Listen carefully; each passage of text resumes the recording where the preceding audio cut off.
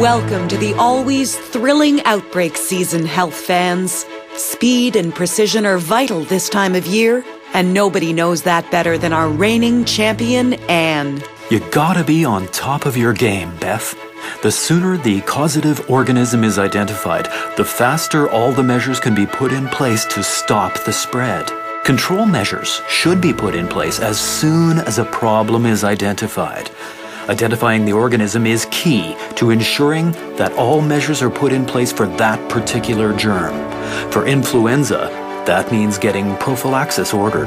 And the sooner an outbreak is contained, the sooner life goes back to normal for residents who really suffer from spreading illness and being isolated during the outbreak. Look at that impeccable form. Anne looks to be in good shape as the competition begins.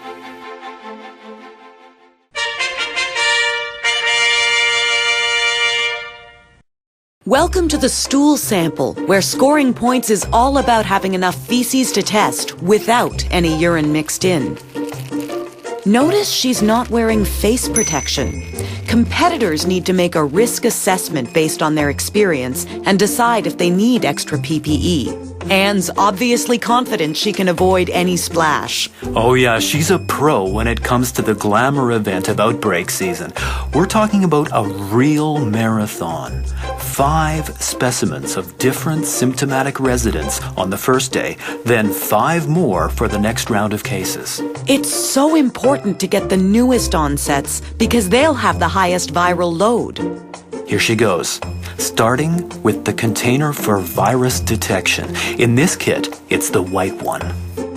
She's so precise, making sure to reach the super important fill line. You need the correct amount of stool, or the lab won't test it. Oh, that was beautiful. Not one drip and filled right to the line. Her rotation on the lid close was impeccable. It's so important to have a tightly closed container. Leaky specimens won't be tested. We'll see a similar routine for the bacterial culture container, which has a green lid in this kit. But here, she's also going to use the jelly spoon to mix it with the transport medium. Remember, you need to reach the fill line here too. Over or underfilling is a deduction because it makes the sample useless since it compromises the growth of the bacteria. Spectacular! That's a difficult combo, getting the proper spin on the mix, then rotating the lid to keep it tight. But she mastered it. No leaks there. And skipping the last container because there's no need for a parasitology test. Notice she's already filled out the labels, which are essential since unlabeled specimens won't be tested.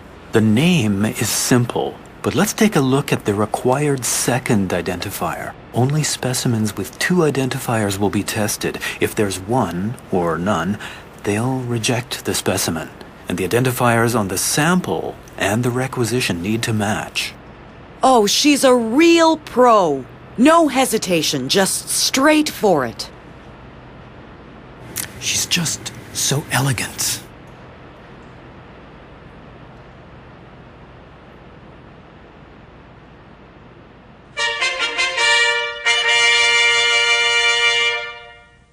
Anne's such a strong competitor, the nasopharyngeal specimen should be no problem.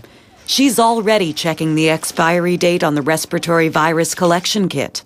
That's the kind of veteran move that will let her collect the necessary 4 or 5 specimens in no time. And that means identifying the causative organism fast. Okay, Robert, we're going to do what's called a nasopharyngeal swab. Basically, I'm going to use this swab here to take a sample from inside your nose. Kind of like the fancy medical version of picking your nose. Now, it doesn't hurt, but it is a little uncomfortable. Okay? Oh, here.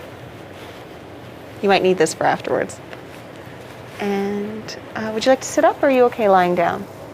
Good, good. Then I just have to ask you to tilt your head back. So smooth. There's such an art to explaining the procedure, and she just glides through. Of course, you want to make sure you've protected yourself. You definitely don't want to help spread the virus. Just like that, to a 70-degree angle. Keep an eye on her approach. She's moving so well here. She's in. She's at the right spot.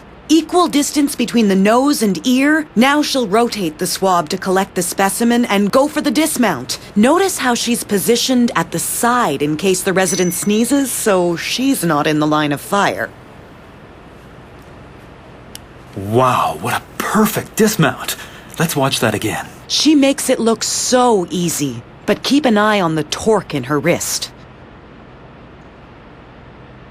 And her touch inside the nose is both gentle and firm. Then that dismount we talked about, so important for making sure the viruses are happy and viable during their trip to the lab. And again, the perfect rotation on her lid close. Other competitors could learn so much from Anne. She certainly is confident. Can you blame her? She's acing these maneuvers. She's already taken care of the labeling. Planning and practice are always key.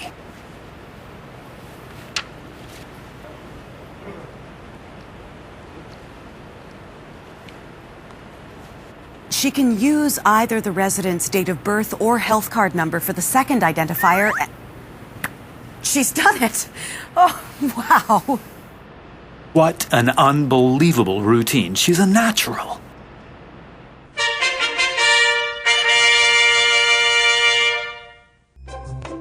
This is an important step for both types of specimen samples, Guy. It's true, Beth. Getting the forms wrong undermines the whole process. Anne's got 4 sections of the general test requisition to make it through before she wins this event. This one can be really tough, Beth, but Anne's breezing through. She may or may not enter the agency's ID number and courier code depending on local practice. And the address is simple, but the danger spot is down here. It's true, Guy.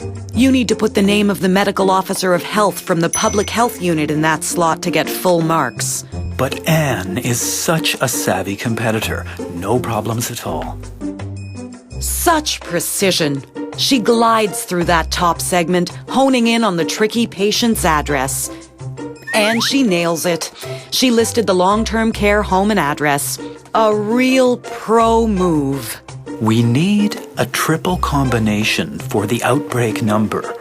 Competitors start with the 4 digits that represent their health unit, move right into the year, and finish with the 3 digits assigned to that outbreak by public health. This segment has its own challenges. Note the smooth turn of the wrist as she checks the forms back for the correct test code. To really get this section right, you need to talk to public health first.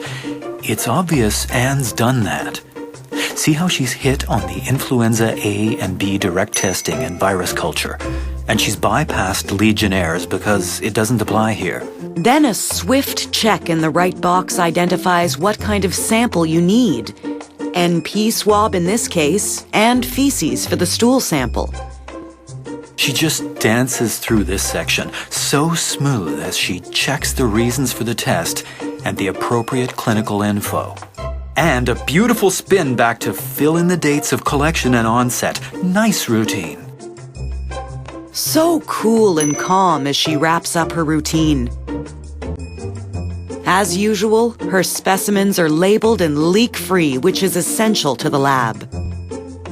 Now she just drops them in the fridge until they're picked up. We're well on our way to identifying the causative organism. At this rate, the outbreak should be under control in no time. Don't you two have specimens to collect?